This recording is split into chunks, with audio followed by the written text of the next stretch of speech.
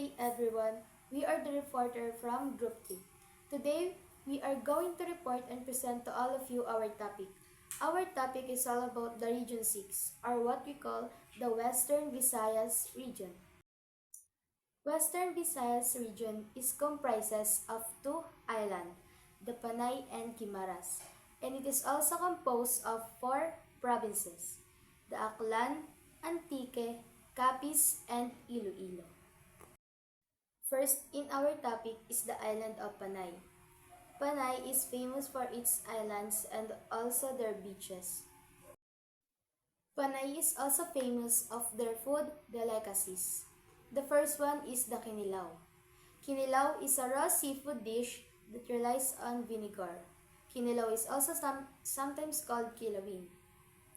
Next is the crispy hito. It is a kind of fish that little known to other Filipino.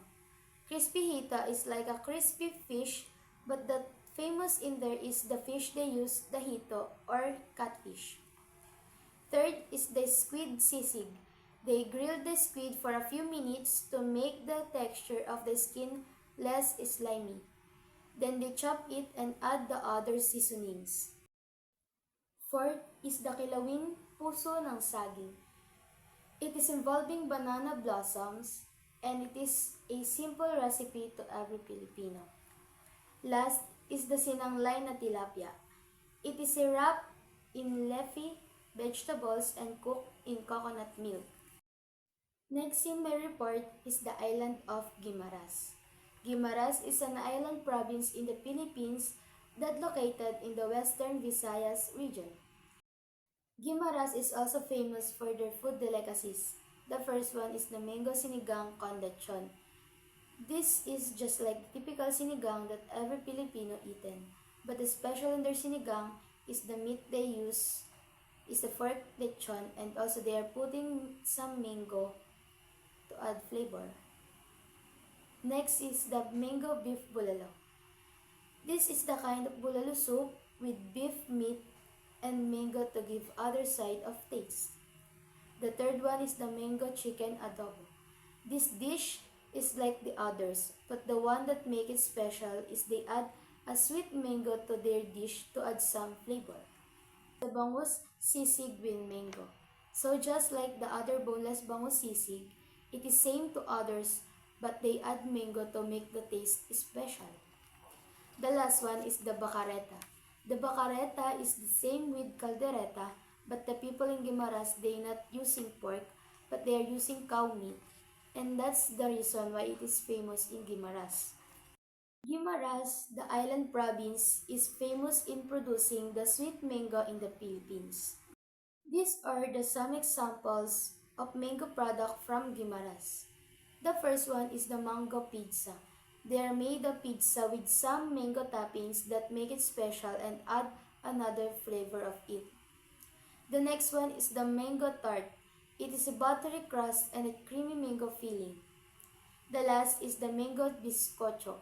It is a toasted bread with a spread of the sweetness of mango. Our next topic is all about the province of Aklan. Kalibo is the capital and largest town in Aklan. The first one is the binakol. It's traditionally cooked in fresh nod of bamboo or halved coconut shells. The second one is the inubaran. It is a Filipino soup made with chicken cooked with diced banana pit, coconut milk, lemongrass, and various spices. The next one is tinuom. This is believed to be a century-old dish of Aklan and is still a staple food here until now. Tinuom is a local term that means wrap or balot because the dish is wrapped in banana leaves and steamed. Inday Inday is also the famous food in Aklan and it is also called palitaw. In other terms, it is made with sweet flat rice cake. Next is the iyong kuga. Iyong kuga is also called ginataang bilo-bilo and ginataang mais. It is made of rice balls, coconut cream, sugar, sago pearls, and ripe chopped fruit. Last is the latik. It is made of native rice cakes and suman come in different form and flavor. In Aklan, they are also celebrated the Kalibo Santo Niño, also simplified called Ati-Atihan Festival. It is a Philippine festival held annually in January in honor of the Santo Niño. I'm Justin Reyes Flores of Group 3. Antique. Antique is a province in the Philippines located in Western Visayas region. Its capital is San Jose Buenavista. Sa San Jose Buenavista, dito ginaganap yung Binirayan Festival. Puto Ati. Puto Ati is a traditional Filipino rice cake associated with Ati, an indigenous group of people. It is made from rice flour, coconut milk, and sugar. Nilagang manok kag pirapinyas isa antique dish. Similar siya sa nilagang baboy. Tapos yung pirapinyas naman, rice cake siya nagawa sa glutinous rice, coconut milk, and sugar.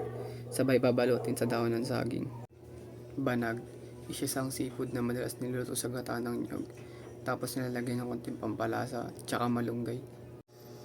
Ginataan nga tambok kag patuyaw, isa antique dish made from bamboo shoots, coconut milk, and shrimps.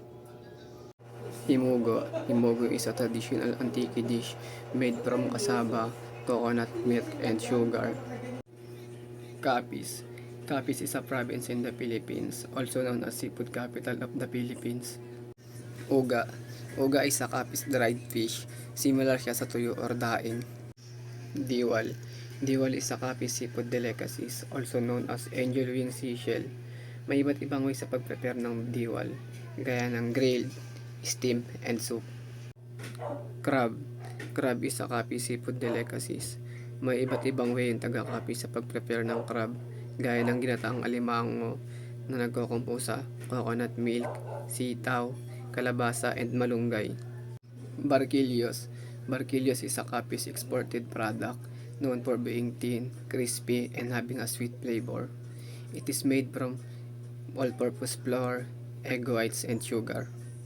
Pinasugbo.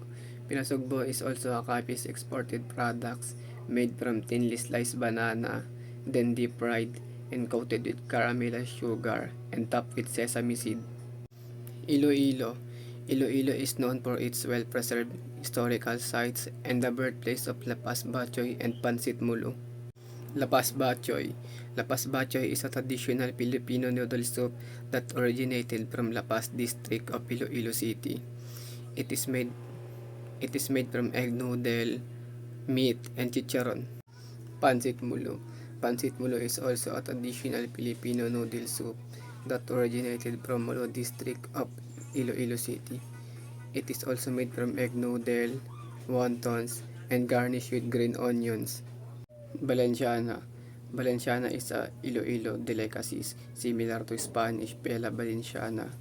It is made from glutinous rice, coconut milk, meat, and boiled egg. Bitsu-bitsu. Bitsu-bitsu is a Filipino popular snack similar to donuts. It's a deep fried pastry made from rice flour, coconut milk, and sugar. KBL. KBL is a traditional Ilonggo dish from Western Visayas region of the Philippines. It's a savory soup made from pigeon pies, pork, and unripe jackfruit.